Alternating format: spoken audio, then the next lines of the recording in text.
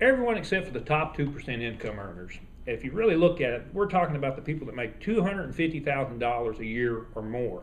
Now that's only 2% of the population out there that actually earn this much.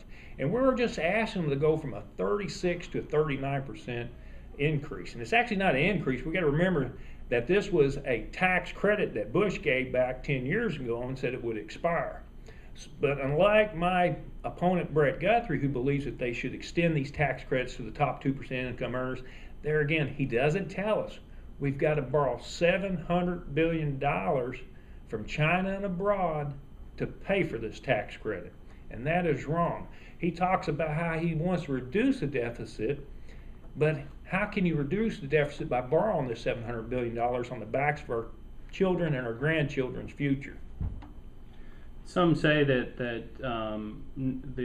if you don't extend the tax cuts for that top tier, that will have a negative impact on the economy. What do you think about that argument? Well, I was at the Tea Party meeting not long ago, and they asked me about that. They said, well, that's going to cost us jobs.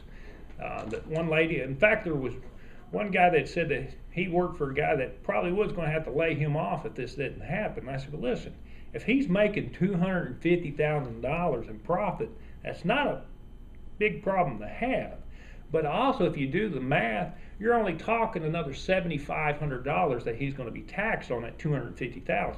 So that doesn't eliminate somebody's job entirely.